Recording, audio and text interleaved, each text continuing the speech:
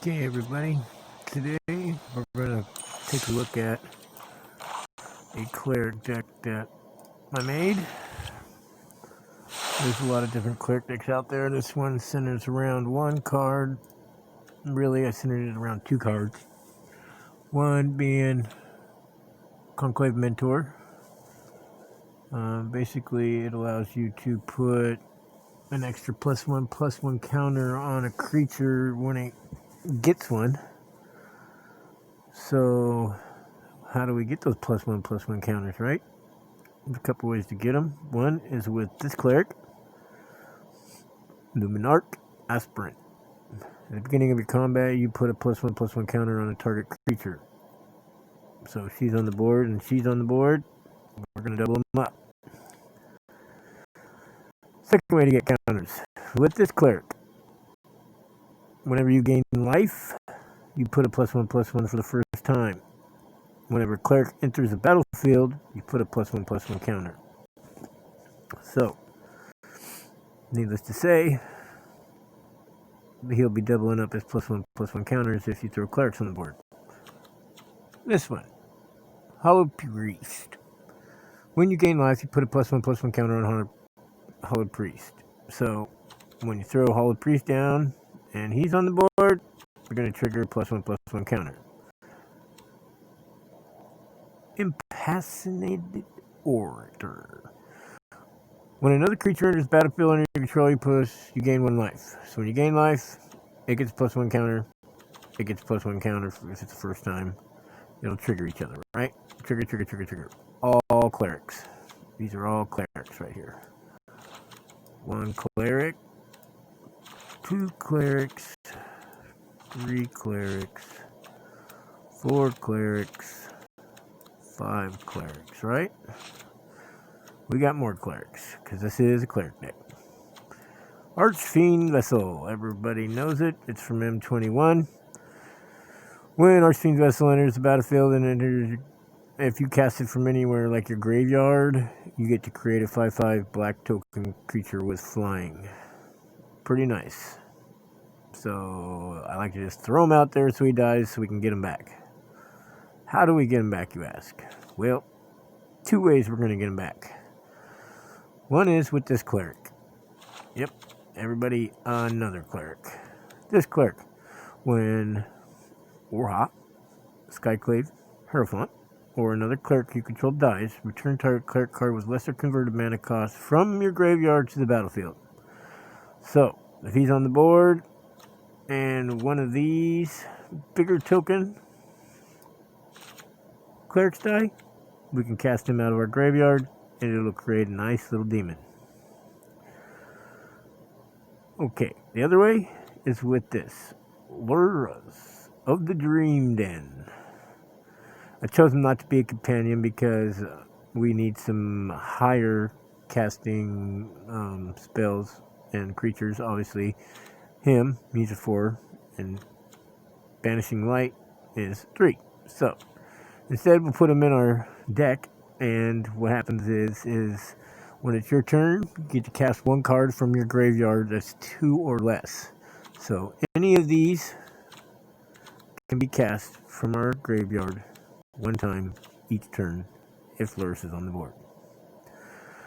Then, we need to be able to control them enough to be able to get those creatures to stay alive. So, we have Blood Chief's Thirst. This is a really good card. For 1 mana, we can kill any creature or planeswalker with converted mana cost 2 or less. If we kick it for 4, well, actually 2 and 2 black, you can kill any creature and any planeswalker at sorcery speed. Okay, next up is Feed the Swarm. I really enjoy Feed the Swarm. A lot of people don't play it, but I mean, I know it takes some life, but since we're gaining life, why not have it in there, right? It'll destroy a target creature or an enchantment an opponent controls. You lose life equal to whatever that permanent's converted mana cost was. Some of them can be spendy. You know, getting a Great Henge off the board will cost you 9 life, I think. Something like that. 7, 9, something like that. Anyways, it can hurt, but hopefully we're gaining life so it won't hurt that bad. Next, we have Banishing Light. This exiles any permanent on the board unless it leaves the field. So they have to get rid of Banishing Light to get it back. So those are our removals. Not a lot, but, you know, there's enough. And our lands are pretty simple. 2 Indicathromes. You know, got to make sure we get this. Plus it's a Plain Swamp Forest. 4 of the Branch Loft Pathway, Boulder Loft Pathway, green, white. And we have 1 forest, 8 swamp, and 6 lands. And 3 of the Bright Climb Pathway, Grim Climb Pathway. To keep those manas going up. So, that's the deck. I played a few games with it. It was enjoyable. Hopefully we'll have some good content here and we'll be able to enjoy some good Magic playing. Because that's what it's all about. Having fun playing Magic, right?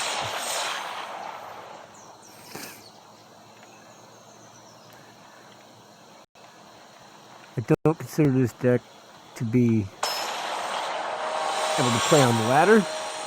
I wouldn't recommend it. The ladder is full of aggro and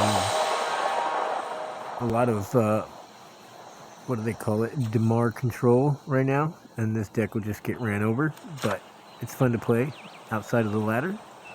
It's not too bad a hand. It's got the mana. We've got some removal. Let's see what it can't do.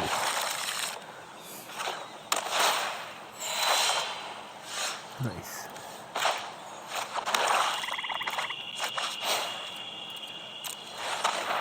Love to get him on the board right off the bat. Just, you know, even if he gets cracked, it'll be okay.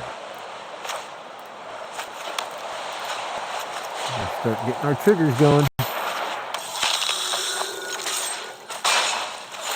This one.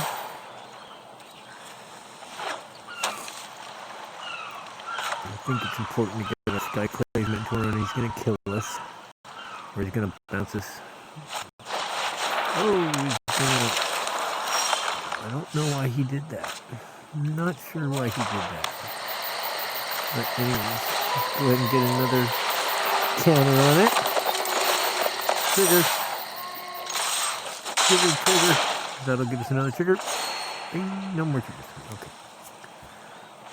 Anyways, we're looking at 14 here. What do we got here? Oh, Lithium Flame Engine. Nice. Guess what? Goodbye, Lithium Flame Engine. Goodbye, Lithium Flame Engine. We do not like you. And we'll go ahead and cast this on the board. Attack! Boom, boom, boom. And that'll give us 2 more +1. He's up to 7 now. Looking at lethal, dude. What you got? What you got? Not gonna be enough. Not gonna be enough. I'm sorry, buddy. That's why we have spot removal like this, just for this one. So that was an enjoyable game. Good game.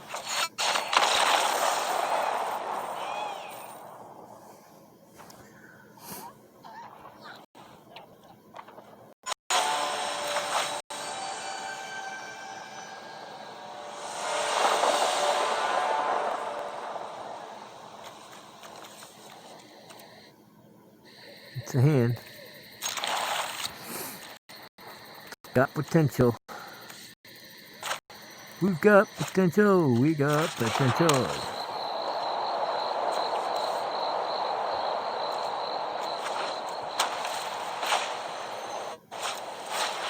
Oh, we're playing a Psycho deck. Let's see how we do up against that. Not too worried about it.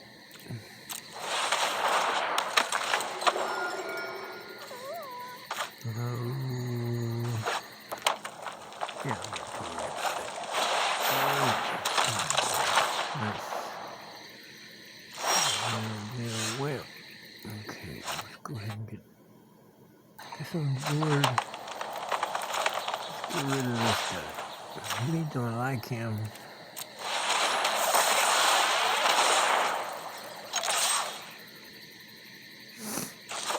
Two to the face. Two to the face.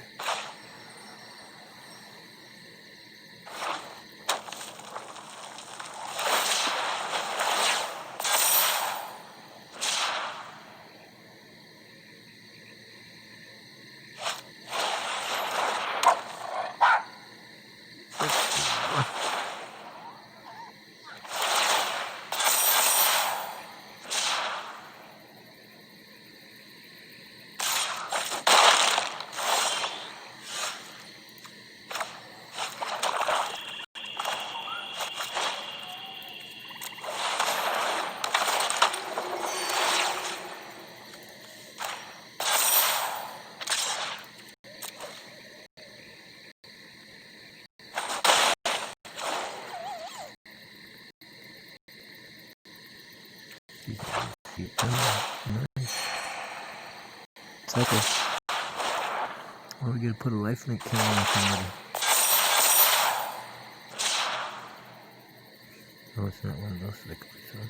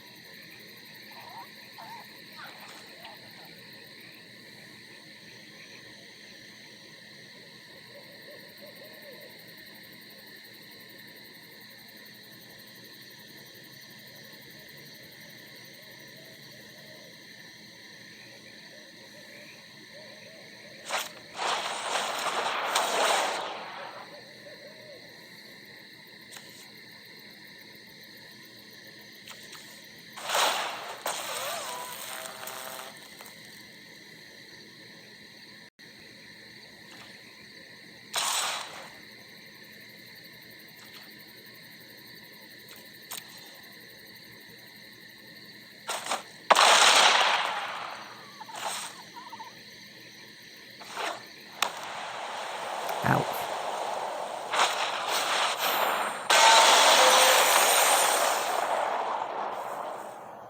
I can't believe it took them that long to do that.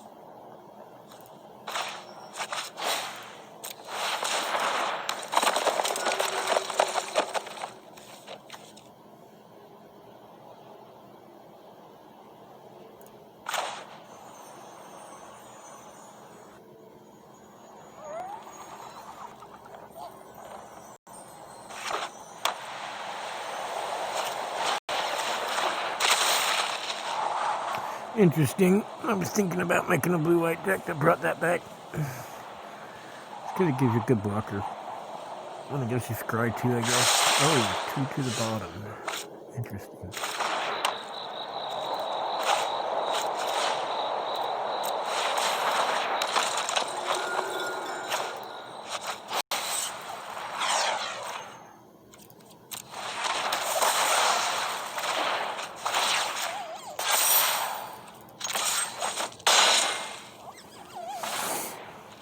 Here we go with the benefits of the plus ones.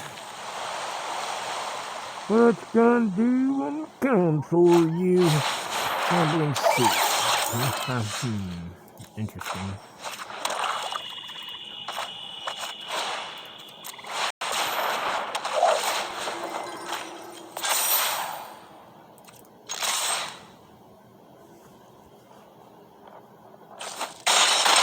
Down to 10 already.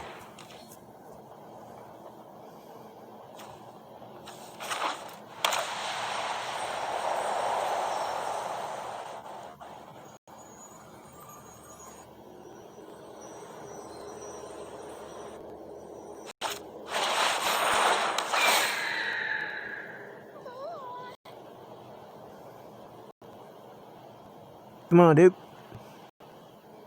It'd be funny if there's no enchantments in there.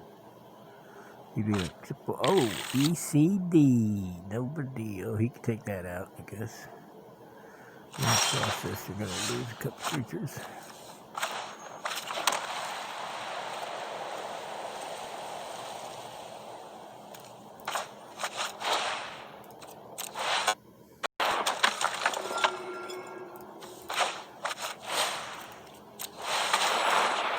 Full board.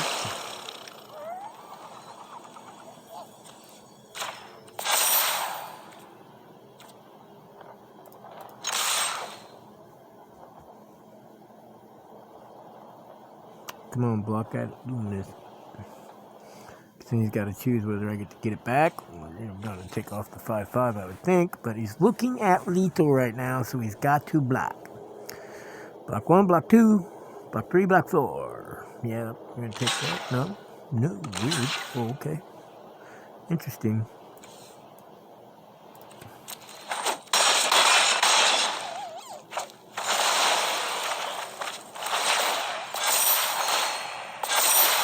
Trigger. Trigger happy. We're trigger happy. Come on, ECD. Come on, big ECD. The ECD ain't gonna do it for you. You're gonna die, dude.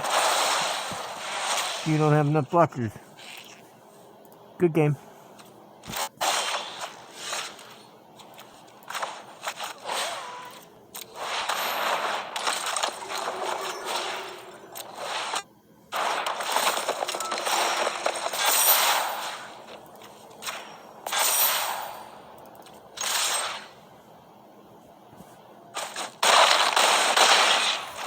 It's an enjoyable deck, man. It's just fun. Get a bunch of creatures on the board and smack them in the face. And they all interact well with each other. I mean, they all kind of bonus and synergize each other, you know, so. Anyways, that's the deck tonight. I hope you enjoyed it. It's fun. I know I played about 3, 4, 6 games, and I only lost 1. I won't say that it's like a totally, 80% win rate deck, but it wins, and it's fun to play. And if you enjoy playing Magic like I do, it's just something to do. Anyways, that's it for the night.